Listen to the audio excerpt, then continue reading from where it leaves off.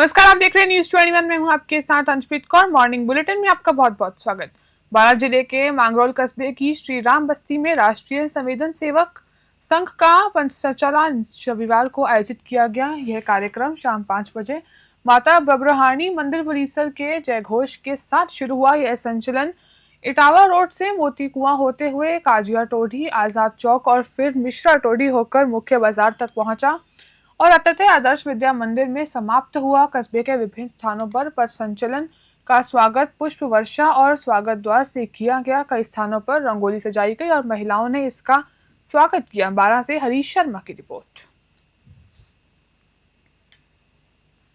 मेचरा city स्थित Shri brilliant secondary school ने 69वीं जिला स्तरीय योग परियोजना में शानदार प्रदर्शन कर शहर का नाम रोशन किया। प्रिंसिपल सरिता पुरोहित ने बताया कि 17 वर्षीय रुद्र सोनी व हर्षित पंडित ने रिदमिक रोज में, अन्य पुरोहित ने एक 17 वर्षीय गर्ल्स आर्टिस्टिक सिंगल में, भव्य व तानिया भाटी ने 19 वर्षीय गर्ल्स आर्टिस्टिक पेयर में तथा मानवी व विज्ञान ने 17 वर्षीय गर्ल्स रिदमिक पेयर में प्रथम स्थान प्राप्त किया। वहीं सौरभ व अरुण ने 19 वर्षीय बॉयज ट्रेडिशनल योगासन में तीसरा स्थान हासिल किया।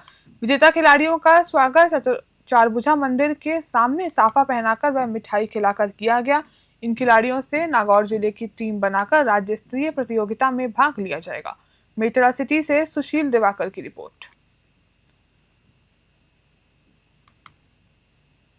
69वीं जिला स्तरीय 17-19 वर्ष छात्र छात्रा साइकिलिंग ट्रैक खेलकूद प्रतियोगिता का आयोजन बावली क्षेत्र के विधानसभा उच्च माध्यमिक विद्यालय राजगिरी बड़गांव के तत्वाधान में खेलगांव ट्रैक मैदान में संपन्न हुआ। राजकीय उच्च माध्यमिक विद्यालय बुरली की टीम ने दल प्रभारी गणेश लाल गेमती एवं मनोहर चौधरी के नेतृत्व में भाग लिया और शानदार प्रदर्शन करते हुए कुल 6 पदक, 1 स्वर्ण, 3 रजत एवं 2 कांस्य जीतकर उपविजेता का खिताब हासिल किया। इस प्रतियोगिता में हिमांशु पालीवाल और पायल माली को क्रमशः 17 वर्ष और छात्र वर्ग के सर्वश्रेष्ठ खिलाड़ी चुना गया। वहीं विद्यालय के 4 खिलाड़ियों का चयन राज्य स्तरीय प्रतियोगिता के लिए भी हुआ।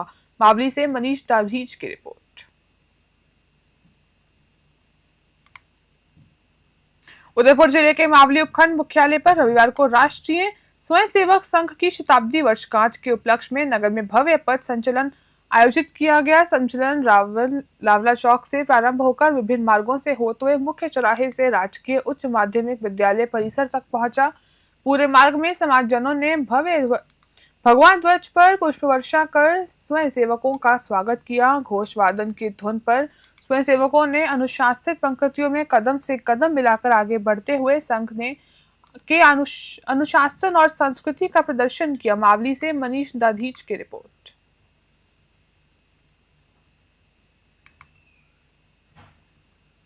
सीकर जिले के लोसल के पास विख्यात प्रज्वलित अखिल भारतीय सांगलिया धुनी में भाद्रपद शुक्ल पूर्णिमा पर बाबा लक्कड़ दास महाराज का वार्षिक लक्खी मेला धूमधाम से आयोजित हुआ। देश प्रदेश से आए लाखों श्रद्धालुओं ने इस अवसर पर बाबा की समाधि पर शीश नवाया। पीठाधीश्वर स्वामी ओमदास महाराज के सानिध्य में 2 दिवसीय मेले की शुरुआत भजन संध्या से हुई। रात 9:15 बजे तक सत्संग और भजनों की गूंज से वातावरण भक्तिमय रहा। मेले में मिठाई, फास्ट फूड, खिलौने, कृषि उपकरण, घरेलू सामान, रेडीमेड कपड़े, कॉस्मेटिक व आर्टिफिशियल आइटम्स की हजारों दुकानें सजी। बच्चों के मनोरंजन के लिए बड़े बड़े झूले लगाए गए, जिससे मेले का उत्साह और भी बढ़ गया।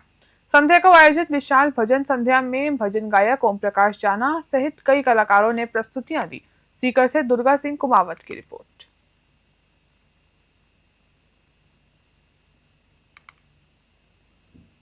मांगरोल क्षेत्र के सिसवाली कस्बे में श्रद्धा पक्ष पूर्णिमा के अवसर पर रविवार को हर वर्ष की भांति इस वर्ष भी लोक देवता और तेजाजी महाराज की बिनोरी एवं शोभा यात्रा का आयोजन हुआ। शोभा यात्रा में तेजाजी महाराज नाग देवता के साथ घोड़ा घोड़ी पर सवार होकर शामिल हुए। श्रद्धालुओं ने आस्था और भक्ति भाव से दर्शन कर पुष्प पुण्य लाभ उठाया। शनिवार रात्रि को जागरण कार्यक्रम में विशेष दृश्य देखने को मिला, जब तेजाजी महाराज के घोड़ला ने नाग देवता को गुर्जर समाज मंदिर से लाकर एक ही कटोरी में दूध पिलाया।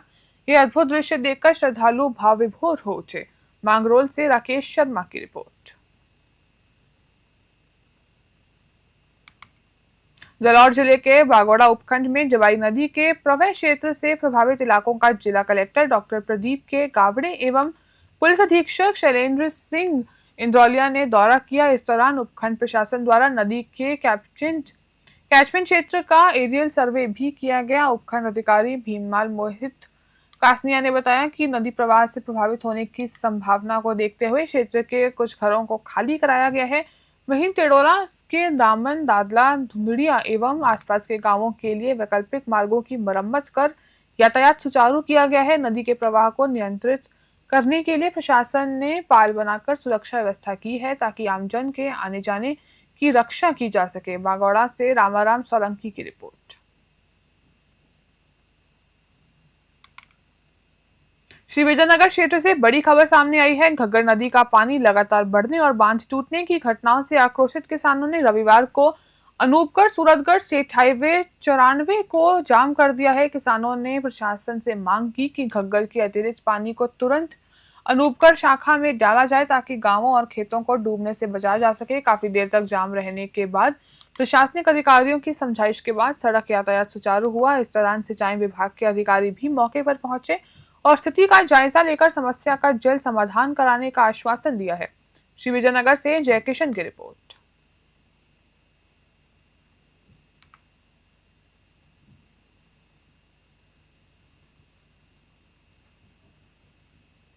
मध्य प्रदेश के भिंड जिले के कचपुरा गांव स्थित लौड़ा बाबा मंदिर पर वर्षों से चली आ रही कावड़ प्रतिस्पर्धता अब बंद कर दी गई है। परंपरा से शुरू हुआ ये धार्मिक आयोजन धीरे धीरे कुरीति का रूप ले चुका था। कावड़ यात्रा पहले 2100 पला से शुरू हुई थी, लेकिन प्रतिस्पर्धता के चलते यह बढ़कर 8100, 5100, 11000 और 51000 पला तक पहुंच गई।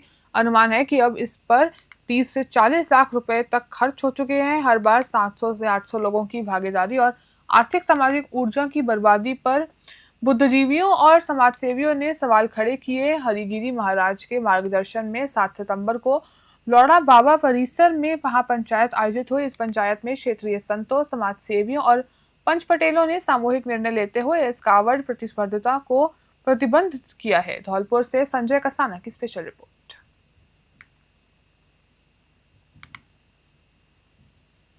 जाजौर थाना पुलिस को सोशल मीडिया के जरिए सूचना मिली कि एक युवक ने अपनी नाबालिग बेटी से मोटरसाइकिल चलवाकर खतरनाक स्टंट करवाया और उसका वीडियो वायरल किया। जांच में आरोपी की पहचान मुकेश कुमार यादव के रूप में हुई। पुलिस ने त्वरित कार्रवाई करते हुए वायरल वीडियो को सोशल मीडिया से हटवाया और आरोपी को शांति भंग से मामले में गिरफ्तार किया। स्टंटबाजी में उपयोग की गई मोटरसाइकिल भी जब्त कर ली गई। जाजौर थाना अधिकारी गिरांजलि लाल ने बताया कि इस कार्रवाई में एसआई भागीरथ मल के नेतृत्व में बनी टीम ने अहम भूमिका निभाई है। जाजौर से अरविंद कुमार की रिपोर्ट।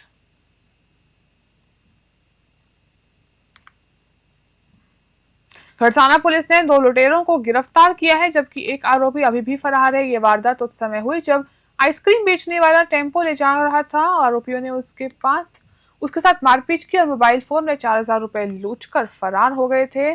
इस पर पूरे मामले में एसएचओ महावीर बिश्नोई के निर्देशन में टीम बनाई गई। टीम में एएसआई यशपाल सिंह, कांस्टेबल शंकर गोदारा और महावीर बिश्नोई ने अहम भूमिका निभाई और आखिरकार मामले का खुलासा कर दिया। पुलिस ने जालवाली गांव के निवासी दिलबाग और आसिफ अली को गिरफ्तार कर लिया। वहीं तीसरा आरोपी देशली निवासी मुकेश मेघवाल अब भी फरार है, जिसकी तलाश में पुलिस लगातार दबिश दे रही है। खरसाना से निशांत सतरना की रिपोर्ट। कोटा जिले के सांगौर नगर में रविवार को ऊर्जा मंत्री हरिलाल नागर के औचक निरीक्षण किया। इस दौरान मंत्री को कई जगहों पर कचरे के ढेर और गंदगी मिली, जिस पर वे नगरपालिका अधिकारियों पर भड़क उठे। उन्होंने सख्त लहजे में कहा कि अगर दोबारा कचरे के ढेर दिखाई दिए तो जिम्मेदार अधिकारियों पर कार्रवाई होगी। मंत्री नागर वार्ड 21 की रैगर बस्ती और रामदेव मंदिर क्षेत्र पहुंचे, जहां उन्होंने साल भर से बंद पड़े सामुदायिक शौचालय को तोड़कर 2 महीने में आधुनिक शौचालय बनाने के निर्देश दिए। संस्कृति विद्यालय और हरिजन बस्ती में भी फैली गंदगी देखकर मंत्री नाराज हुए। उन्होंने निर्देश दिए कि वहां बड़ा कचरा पात्र लगाया जाए और प्लॉट मालिकों को नोटिस जारी भी किया गया। कोटा से कामेंदु जोशी की रिपोर्ट।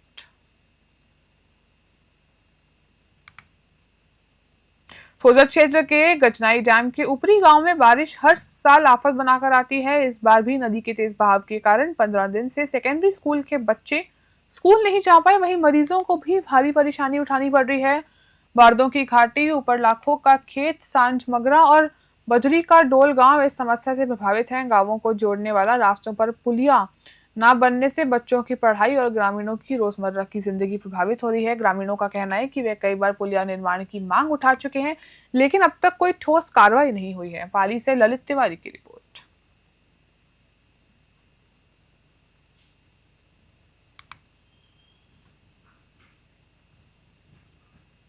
क्षेत्र के सबसे बड़े गजनई बांध के ऊपर जो गांव आते हैं वहां पर खड़े हैं और इन गांव वालों को जब ये बारिश होती है तो इनके रास्ते सारे बंद हो जाते हैं, क्योंकि जो सहायक नदियां है गजनई बांध की वो इन्हीं गांवों से होकर निकलती है और इस बांध में जो नदियां जा रही है वो बांध के लिए ठीक है, लेकिन इन लोगों को आने जाने के लिए यहाँ पर पर्याप्त पुलिये नहीं बने होने से इन लोगों को काफी समस्याओं का सामना करना पड़ रहा है।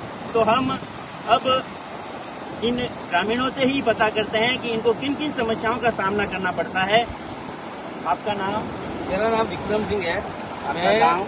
मेरा गांव इलाका खेत उत्तरला, और मैं 2 दिन के लिए घर पे छुट्टी आया था, लेकिन मैं वापस जा नहीं पा रहा हूँ नौकरी पे, और मेरा सेठ मेरे पे चिल्लाता है, बहुत मुश्किल में हम लोग।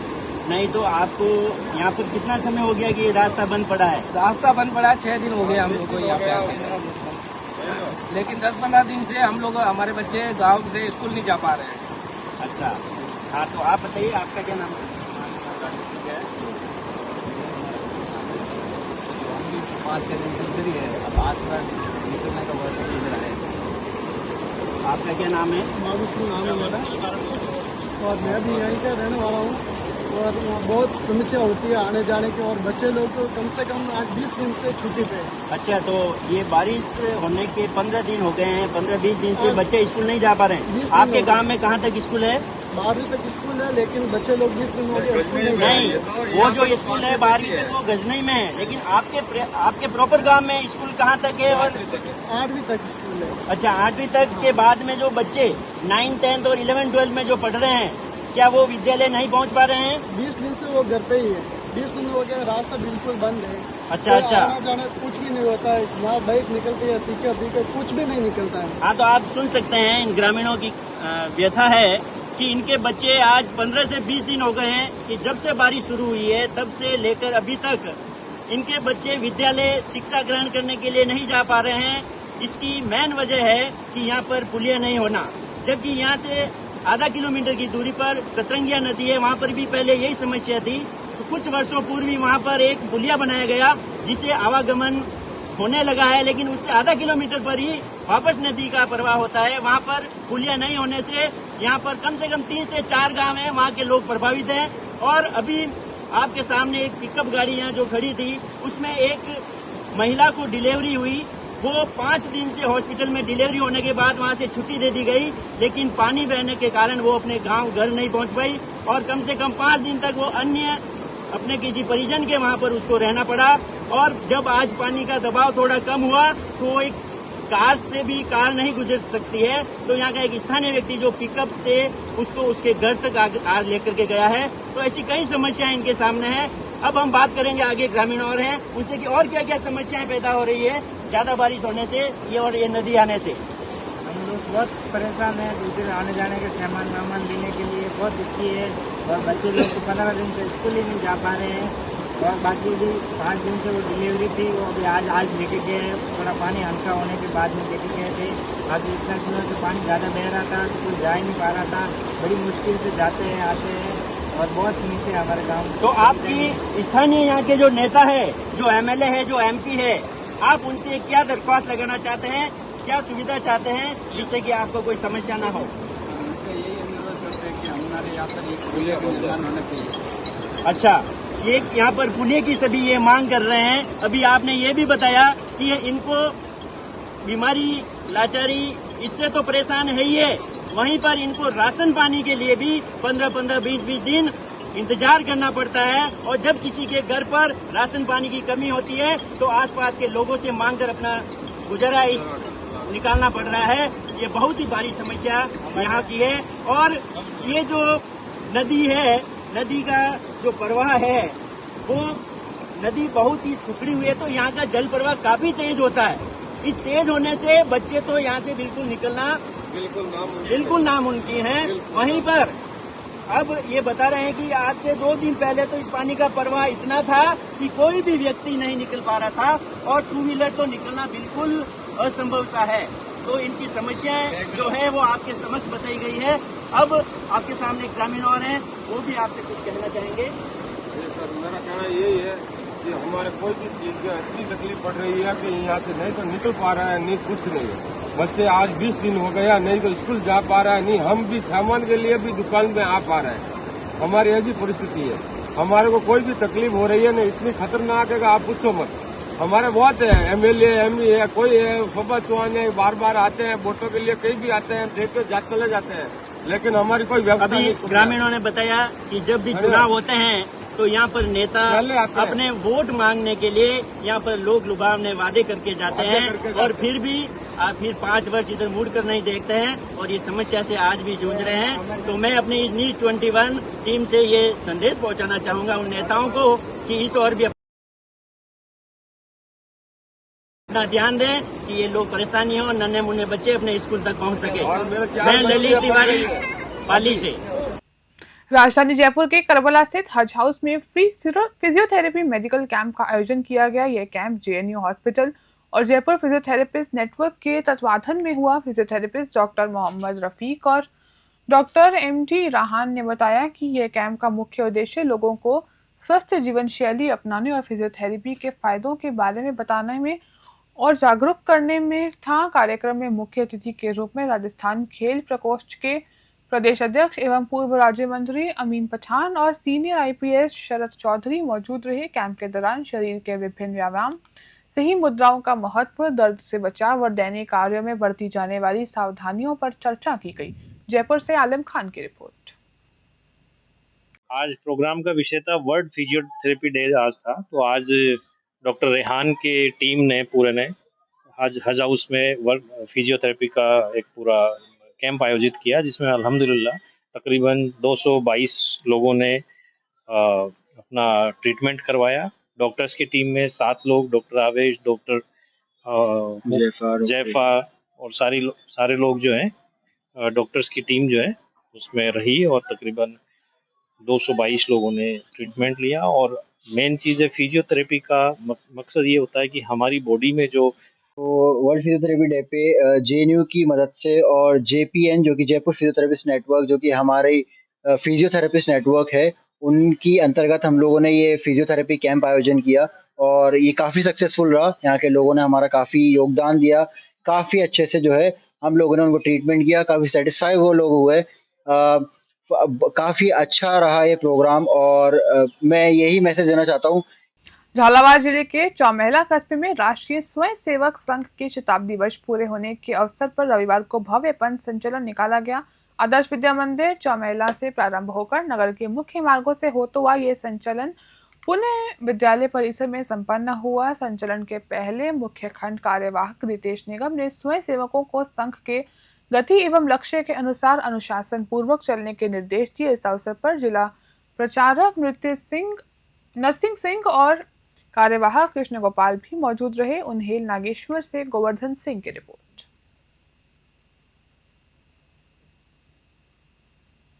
रायसिंह नगर में आयोजित 69वीं जिला स्तरीय 19 वर्षीय छात्र छात्रा वर्ग की फुटबॉल प्रतियोगिता रविवार को फाइनल मुकाबले में 7 संपन्न हुई। सूरतगढ़ पब्लिक स्कूल अमरपुरा जाटन ने शानदार प्रदर्शन करते हुए नौसके स्कूल श्रीगंगानगर को 3-0 से हराकर ट्रॉफी अपने नाम की। राजकीय उच्च माध्यमिक विद्यालय फकीरावाली की टीम ने राजकीय उच्च माध्यमिक विद्यालय नेतेवाला को 6-1 से मात देकर खिताब जीता। समापन समारोह में समाजसेवी अशोक सेठिया, राजेश अरोड़ा, ज्ञान ज्योति स्कूल के व्यवस्थापक गुलशन पुनिया और विद्यालय की प्राचार्य अनीता नुम्बर ने विजेता व उप विजेता टीमों को ट्रॉफी और स्मृति चिन्ह देकर सम्मानित किया। रायसेन नगर से राजू शर्मा की रिपोर्ट।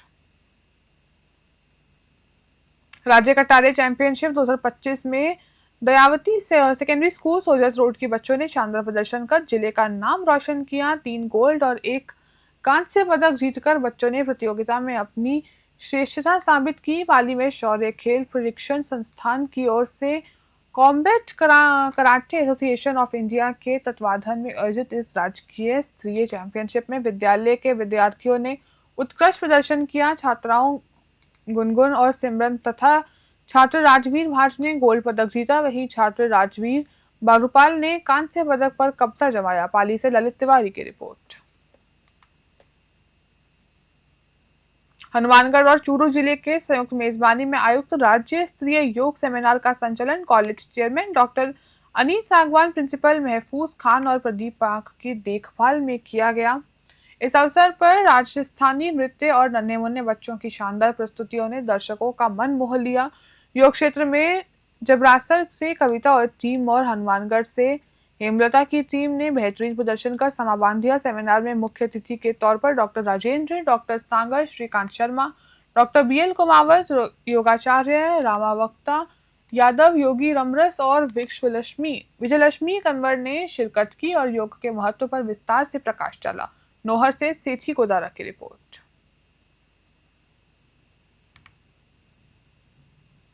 सवाईमाधोपुर जिले की चौटका बरवाड़ा तहसील से एक बड़ी खबर सामने आई है। राजकीय उच्च माध्यमिक विद्यालय एचर का झर्जर भवन आज सुबह भरभराकर गिर पड़ा। गनीमत रही कि हादसा स्कूल खोलने से पहले हुआ, वरना बड़ा नुकसान हो सकता था।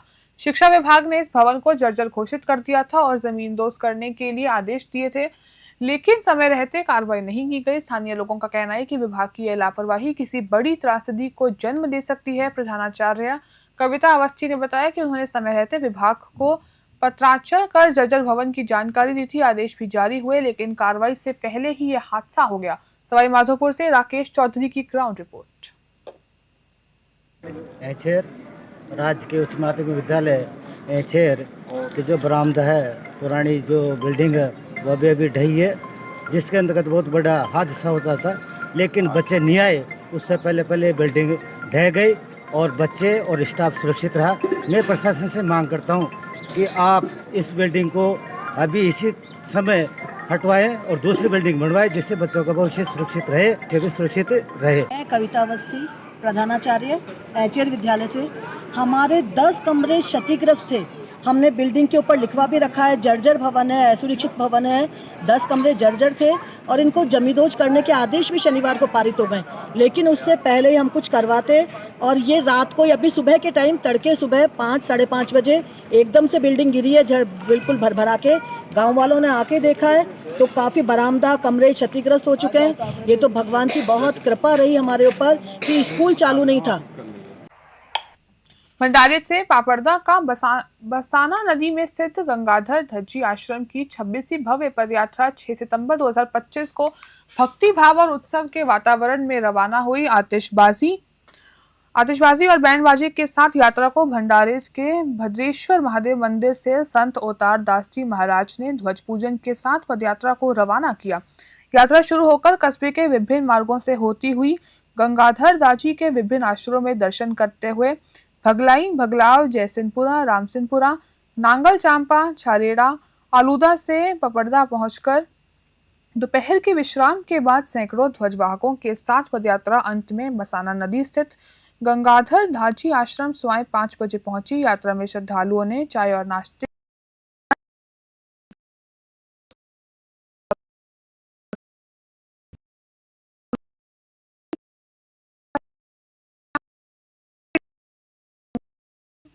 धाची आश्रम में लगभग 15 से 16 हजार श्रद्धालुओं को खीर पुए का प्रसाद पंगत में बिठाकर खिलाया है। सभी यात्रियों ने भजन जागरण कार्यक्रम के दौरान नाचते गाते आनंदित हुए। आश्रम परिसर को भक्तिमय बना दिया। मौके पर आयोजक सांकुनिया परिवार ने बढ़ चढ़कर हिस्सा लिया और इस दौरान प्रवासी संघ युवा अध्यक्ष विहान सांकुनिया भंडारेज वाले मौजूद रहे और उन्होंने बताया कि ऐसे सामाजिक आयोजनों से लोगों की आस्था के प्रति लगाव से भाईचारा और धर्म का प्रचार होता है और कहा कि यात्रा में आए हुए सभी भक्तों की दाची मनोकामना पूर्ण करेंगे। दौसा के भंडारेज से अश्विनी जांगीर की खास रिपोर्ट। मॉर्निंग बुलेटिन में फिलहाल के लिए इतना ही। हम देखते हुए न्यूज़ 21।